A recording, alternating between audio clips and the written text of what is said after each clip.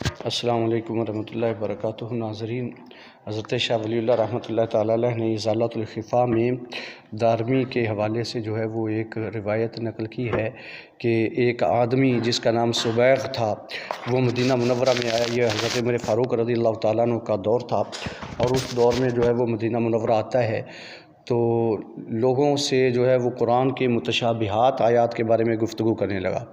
جب اس نے متشابہات آیات کے بارے میں سوال کیے تو اس کو حضرت عمر فاروق رضی اللہ تعالیٰ عنہ نے بلا بھیجا اور اس کے لیے کھجور کی چھپٹیاں تیار کر دیں، یعنی آپ کہہ لیں کہ سوٹیاں جسے پنجابی میں کہتے ہیں، تیار کر رہی۔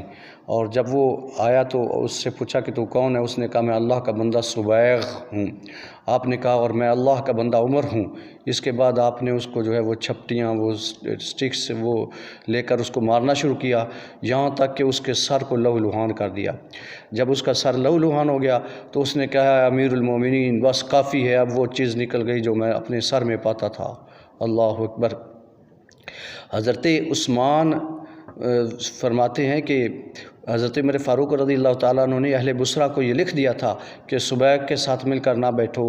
انہوں نے بیان کیا کہ جب کبھی وہ آ گیا اور 100 آدمی بھی بیٹھے ہوتے تو سب جو ہے وہاں سے اٹھ جایا کرتے تھے۔ حضرت محمد بن سیرین رحمۃ اللہ علیہ فرماتے کہ عمر بن خطاب نے ابو موسیٰ اشعری کو لکھا کہ سبیغ کے ساتھ مجالست نہ کی جائے اور جو اسے عطیہ اور وظیفہ ملتا ہے بند کر دیا جائے۔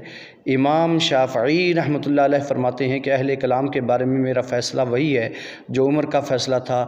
سبیغ کے بارے میں ان لوگوں کو لاٹھیوں سے مارا جائے، اور یعنی علم کلام والوں کو، اور اونٹ پر بٹھا کر گلی کوچوں اور قبائل میں گھمایا جائے، اور ان پر یہ اعلان ہوتا رہے کہ یہ اس شخص کی سزا ہے جس نے کتاب یعنی قرآن و سنت کو ترک کیا اور علم کلام کی طرف رخ کیا۔ ناظرین، یہ اس سے پتہ چلا کہ وہ آدمی جو سبیغ تھا وہ قرآن ہی تو پڑھتا تھا، اگرچہ متشابہات آیات پڑھتا تھا لیکن پڑھتا تو قرآن ہی تھا، تو لہٰذا پتہ چلا کہ ہر قرآن پڑھنے والا جو ہے وہ درست نہیں ہوتا، اور ضروری نہیں کہ ہر قرآن پڑھنے والے کی بات کے پیچھے ہی چلا جائے، خاص طور پر جب وہ متشابہات کی تعویل کے پیچھے جو ہے وہ بھاگ پڑے، دوڑ پڑے، تو اس سے بچنا ہی بہتر ہے۔ اللہ تبارک و تعالیٰ بچنے کی توفیق عطا فرمائے۔ السلام علیکم ورحمۃ اللہ وبرکاتہ۔